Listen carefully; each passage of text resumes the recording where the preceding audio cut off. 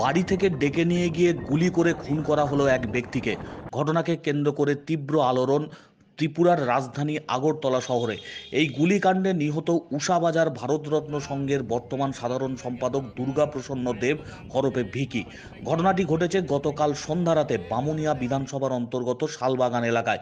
জানা গেছে, ভারতরত্ন সংঘের সাধারণ সম্পাদক দুর্গাপ্রসন্ন দেবকে বাড়ি থেকে ডেকে নিয়ে যায় শালবাগান এলাকার রাজু বর্মনের নেতৃত্বে বিমান দাস, রাকেশ বর্মন, দেবদাস, দেবব্রত নামের এই 5 দুষ্কৃতিকারী। পূর্ব পরিকল্পিতভাবেই দুর্গাপ্রসন্ন দেব হরপে ভিকিকে মাথায় গুলি করে খুন করা হয় বলে অভিযোগ।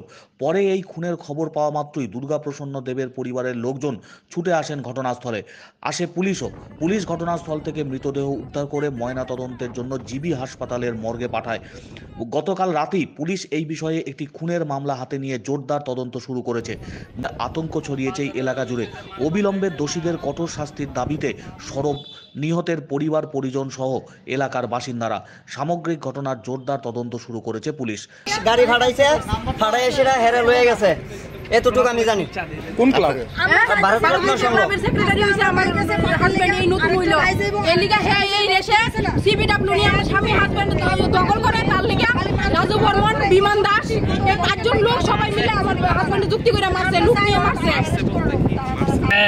ওখানে বিজেপি সরকার বাইরের লাগে কি করব ভগবান জানে। এই সরকারের লাগে বাইরে জান দিছে, তারা কাউন নাই, লোন নাই, এই পার্টির পিছে আজকে বাইরে মাইরে লাইছে গো, মাইরে লাইছে গো।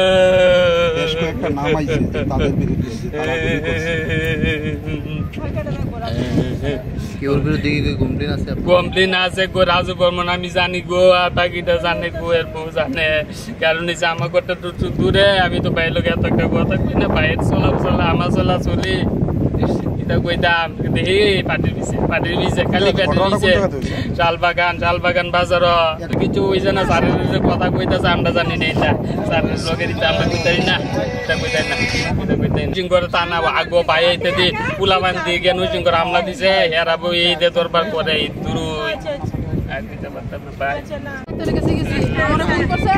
বিমান দাসে বলে গাড়ি ভাড়াইছে, বিমান দাসে লইয়া কোনো বলে যাইব, গাড়ি ভাড়াইছে বলে গেছে। এবার বিমান দাসে গেছে না গেছে আমি জানতাম না। বিমান দাসের নামও দেই, রাজু বর্মনের নাম দেই, দেবব্রত নাম দেই, এবার আরেকটা ইয়োর নাম কিতা না রাকেশ বর্মন, এবার দেবদাস মানে টাইটেল জানি না আমি, দেবদাস নাম।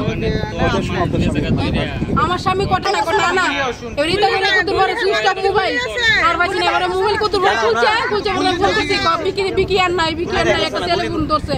ঘটনাটা ক্লিয়ার আছে এইটা কই রাখতাম না, ছাড়বাগান না কোনো বলে এখন নাই শেষ। রাজু বর্মন, রাজেশ বর্মন, দেবব্রত বর্মন, এবারে সন্তোষ কিতা টাইটেল কিতা সন্তোষ, এবার বিমান দাস, 5 জন।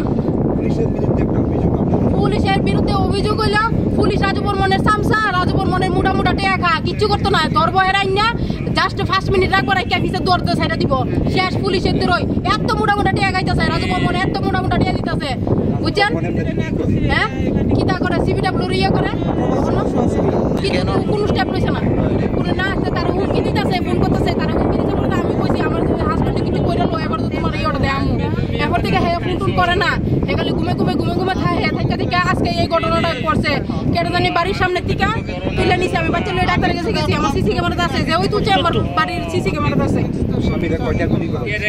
কপালে একটা এখানে পুলিশের গাফিলতির কারণে, পুলিশের আমি মেন দোষ হইলে পুলিশ রাজু বর্মনের কেন টাকা খাইতো, আজকে আমার স্বামীর জান নিছে, কালকে অন্য মেয়ের স্বামীর জান নিতে পারে, তাহলে কে লিগে রাজু বর্মনের টাকা খাইতো পুলিশ? আপনারা এই যে আমার জানা দেন কে লিগে টাকা